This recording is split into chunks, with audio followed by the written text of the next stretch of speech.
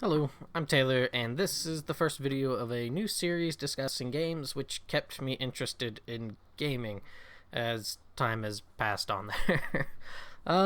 This first one is quite the pivotal one, as it came at a tumultuous time in my life. Not only just that, but the people involved in making it, some of them will probably come up again in another episode.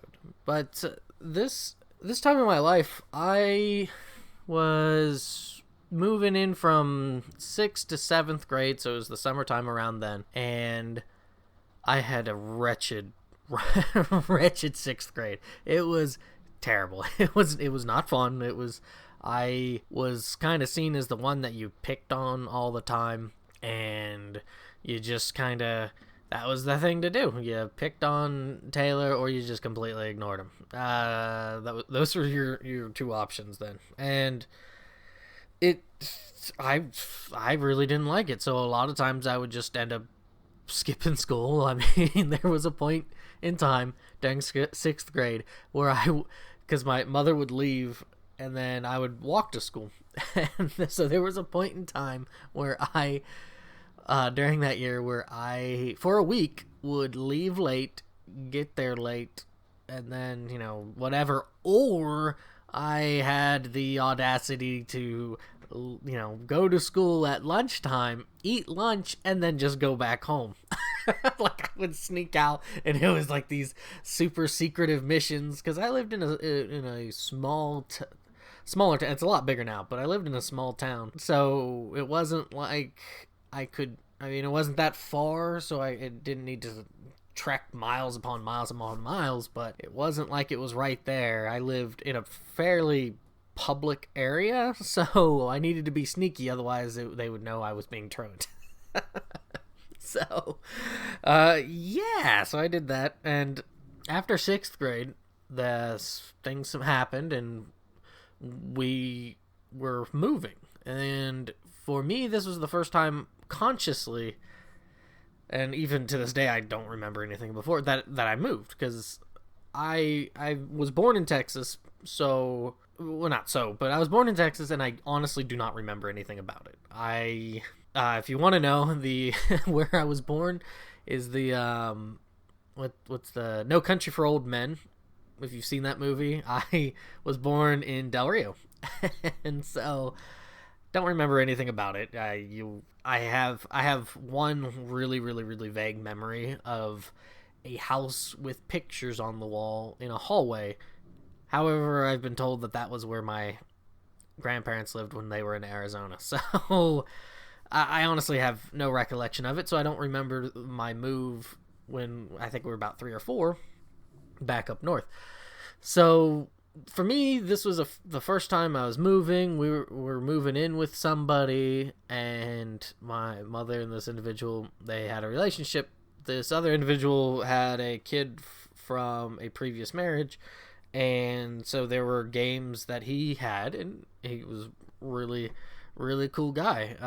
He was a couple years younger than I am, but we got along very, very well for the most part. He showed me a bunch of different games and stuff, and before we had moved in, I remember him showing me Super Metroid and just talking all sorts about it. Like, this time period is probably, I guess the reason why I say it's so pivotal is because Super Metroid was, I think, the first game he really showed me that was like, oh my goodness. And there will be a few other games that'll be listed during this time, but I remember him showing me Super Metroid, and he, a little bit. I'm like, oh, that's pretty neat. That's pretty nifty. By this point in time, 6th grade into 7th grade, we're looking at about, let's see, how old would I have been? Like 11, 12, in that area, 11, 12, 13. So and that's putting it at like 97, 98.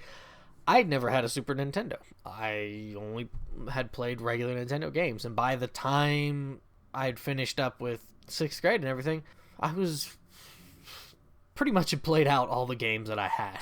It was at a point where I just I just had reached a point where I was like, and so this was a new experience to me. So I'm experiencing the Super Nintendo, well, years after this, and going, this is cool. But showed me Super Metroid, and he showed me like the final boss of it too.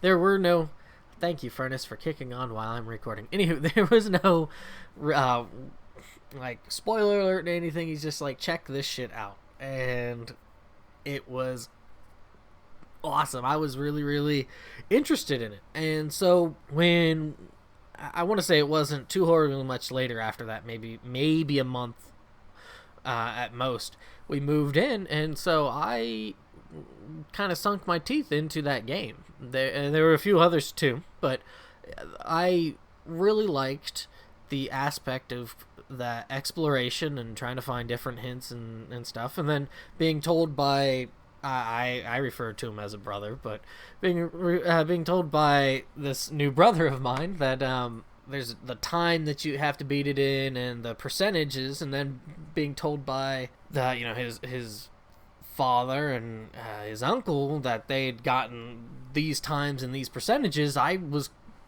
fairly, I don't want to say hell-bent, but I was determined to try to beat those numbers. So, I would get through it and do fairly decent and be like, damn, I'd go through it and do better, and eventually I got to I don't ever think I got as high percentage, but I know I beat it quicker. Not necessarily a Pyrrhic victory, but it was kind of like, at least I was able to get through it really quick. I think the reason why, which is kind of funny now that I think about it, the reason why I was so determined to get to that higher time was because there was always the rumor that if you beat it super duper quickly, you could see Samus naked. And so, of course, being at that age of just a walking hard on, that's what you do. You do anything for titties, whether they be pixelated or not. But it was great too, because the exploration factor of it hinged really well with how my life was at that time, because where we moved to, it certainly was different. I was in a small town, and then I was in a much bigger city, and there were, of course, some really dark things happening, not too horribly far. I did not live in the greatest of neighborhoods, but the neighbor, and I don't mean that in a negative way, because the neighborhood that we were in, there was a lot of kids, and a lot of those kids we played together. I played a lot of street football, and that was the big thing, was playing street football a lot. But there was also what we'd call the clearing. There was an opening place where a lot of people would take their dirt bikes and run through there, and just this opening, as well as it was adjacent to a golf course. The exploration in Super Metroid, while I didn't imagine myself doing it when I was in the clearing, there was this just explorative nature about going through this clearing that was really, really fun. I mean, I have some really nice memories of it. Nothing that there's one in particular that I actually there's two in particular. One where we were there and they were actually starting to build into it as a housing complex, and we took out the markers, the wooden stakes, and so we were using those wooden stakes as swords and stupid shit like that, and we come across this like trash pile that they were using to I have no idea. I don't know if it was from some of the earlier buildings that had they building, and then they just kind of, I'm not quite certain why that was there. I don't know if people were just dumping things, but we were looking through it, and we came across a copperhead, like a poisonous snake. And the thing was about it is that I'm digging through this using the stake, and a friend is, well, my brother is, as well as my younger brother, like, for the sake of clarity, names myself, Jeffrey, who is somebody I would at the time, it's not that there's a falling out or anything. I just haven't really spoken to him in a long time. Is that I would refer to him as my brother, and then my actual brother, who you've seen on videos, the sibling rivalries thing. We're digging through this thing with these wooden stakes, and Jeffrey flips out, starts screaming, and he starts running away, and he's saying snake, snake, snake. And I'm thinking he is saying steak, steak, steak. And I'm wondering, what the fuck are you running around for? What's your problem, you know?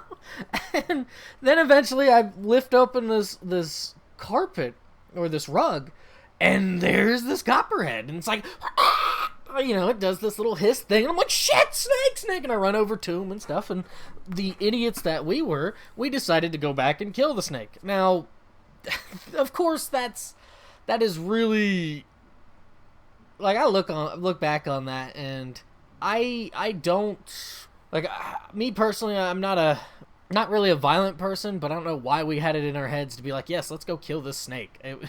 I don't understand why we thought this. Like, if it was like a cat or something, no. If it was a dog, absolutely not. But for some reason, because it was a snake, we thought it was appropriate. I think it was just from reading all the damn Redwall books. I don't know.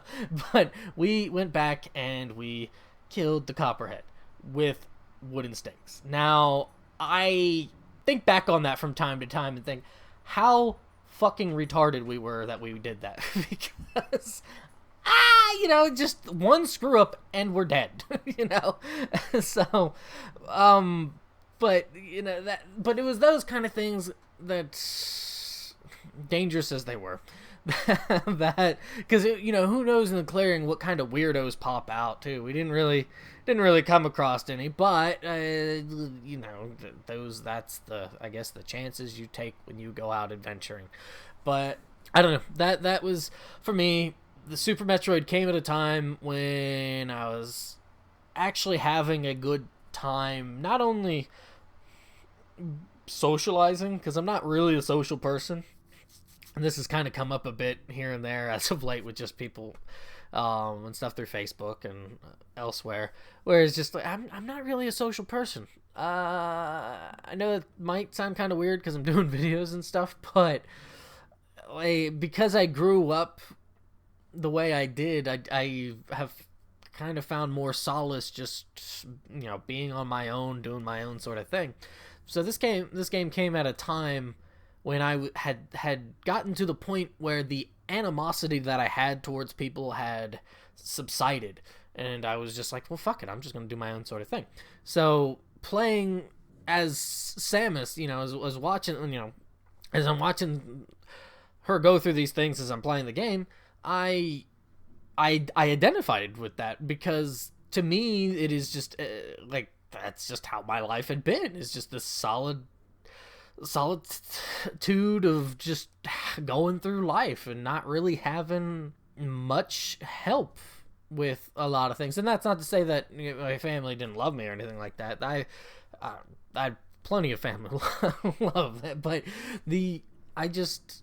that was just kind of how I really grew attached to that. That was to me the epitome of what my life had been at that point. Is just this, I am going through life on my own, and that's how it is. Not blowing things up. I mean, that's just how it was. Not shooting missiles and being awesome and all that sort of thing. But I guess to me that was, and just that in itself really kind of rekindled my interest in games. I mean, it was definitely one of those, because of the incentive of trying to better myself at its, compared to what I had known other people to get on the scores and stuff, as well as just, it was ushering in a new generation of gaming for me, to where it was a big jump from playing nothing but 8-bit all the way, and then jump to 16-bit and going, oh, this is spiffy and shiny. So, but yeah, that is it for this first episode. I hope you have enjoyed my ramblings on it. And so, yeah, tell me what you think. Do you have any similar games like this? Don't definitely mention them all, because I have plenty of others, but maybe Super Metroid was one, or, you know, what are your thoughts on the game itself? Because I know people love it and I know a lot of people love it, and I know a few people who actually don't care for it. But to me, this was a big deal when it for games. So thanks for listening, guys, and have a good day. Hey guys, real quick, just a little addendum here. Thank you for listening, watching. I will also have a. I don't know why I'm pointing at my desk for that, but I'll also have a download link so you can just listen to the audio if you prefer to just listen to the audio. I don't blame you. I mean, if you want to just do something, think of, I guess, as a little tiny podcast that lasted like 15 minutes. I actually purposely edited it down to be under 15 minutes, and I've totally screwed that up with this addendum. Something else also was that I had mentioned 2 stories in there. I only spoke about one.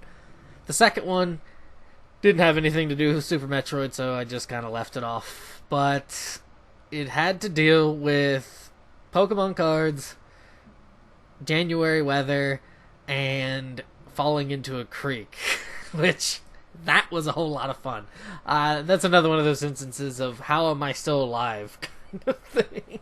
But that's life for you. So if you have any comments and whatnot, definitely let me know. If you want to like reply video kind of thing, and I know they don't do the reply video thing, but make a reply video of your own kind of thing, and let me know. I'll totally check it out, because like I've said before, that to me is really interesting. I like that, and I think that's probably why I enjoy and have enjoyed a lot of Happy Console Gamers videos, is because he talks about, and I mentioned this in the other video, but he talks about it in a feelings kind of way, and things are going on at that time, and I guess I don't think about it that way, so reflecting on it with this sort of thing is, and also kind of giving it like an understanding, reasoning, that sort of thing, why I still like games, because there are plenty of instances in my life where I just kind of, yeah, whatever, I don't care. So